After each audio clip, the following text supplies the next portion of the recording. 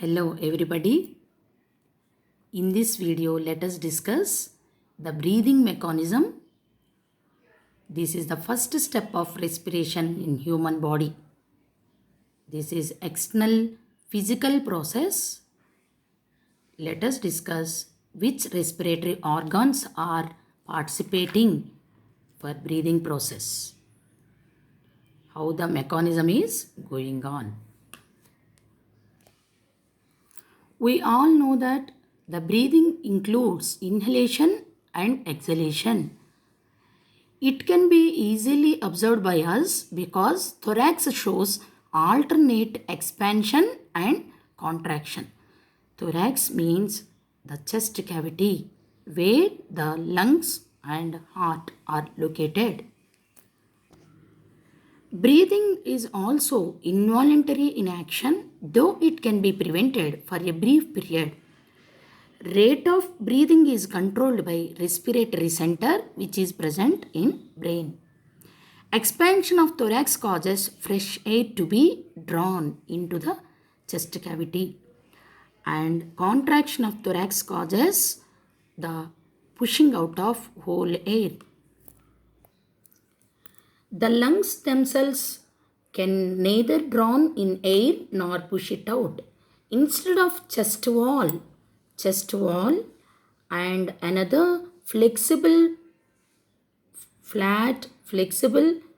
muscle structure seen, that is called diaphragm, also participating in breathing process. What it includes in the chest wall?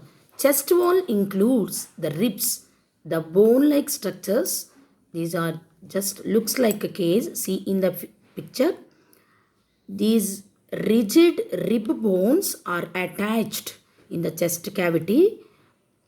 These are attached on back side by the backbone, and at the front side these are attached to the chest bone. These ribs are strong and rigid, and in between the rib bones also there is a muscle arrangement.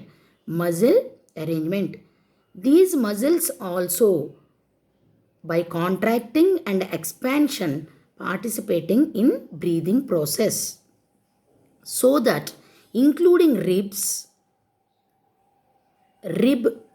muscles and skin called as chest wall. Chest wall and diaphragm together participating in the breathing process. At the time of inhalation process, the thoracic cavity becomes enlarged due to two types of inspiratory muscles. These two types of inspiratory muscles are, one is phrenic muscle, PHRENIC, phrenic muscle, and another one is external intercostal muscle. This phrenic muscle straighten the diaphragm, the dome-shaped diaphragm, moving its curved path downwards, so that it increases the length of thorax. And contraction of external intercostal muscles, which helps to pushes the rib cage bones in upward and outward direction. It also helps to increase the thoracic cavity. Because of expansion of this thoracic cavity, also automatically the lungs get expanded.